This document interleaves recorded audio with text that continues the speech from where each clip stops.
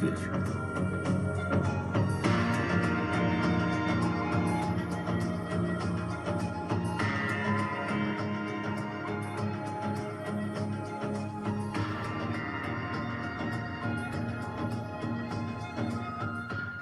Монголын баруун захын халдваршгүй цайзгэрэн болсон Алтай улсын харуу иргэдийг Загчин хэмээн нэрийдэх улсоор 501 идээжээ.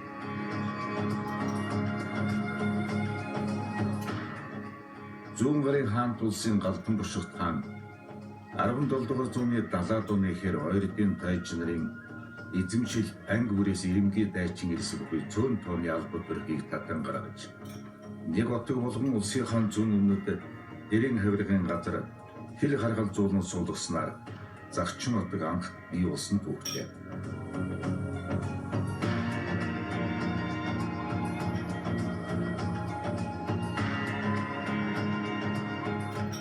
Зүүн гарын хаан тулсголоо Дундад Азийн хотон Уйгур угсааны зарим ханилэг халахтай хил залгадаг нутгийн зүүн хилийг сайхан хамгаалдаг байжээ.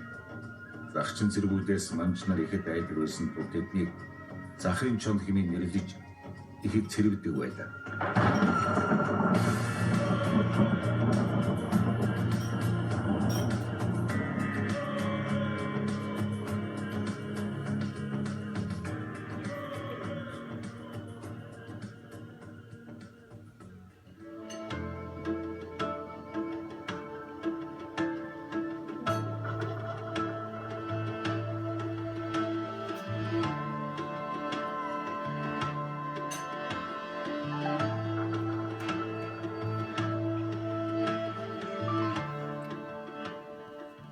Өдгөө Загчин түмэн Ховд аймгийн Зэрэг, Алтай, Мөст, Манхан, Уянч зэрэг сумдад тархан суурьжээ.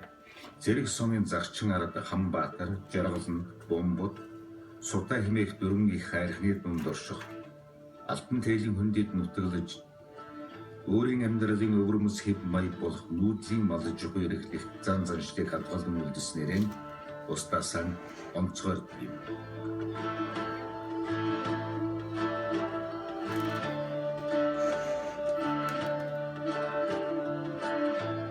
Алтан тээлийн хөндийг зорин ирсэн иргэд энэ нутагт хөхтөрөө тарин амьдрал ахуйгаан залгуулж алтан шаргалд хөхтөрөө адил амьдрал ахуйн өнгөлөг сайхан болсон юм.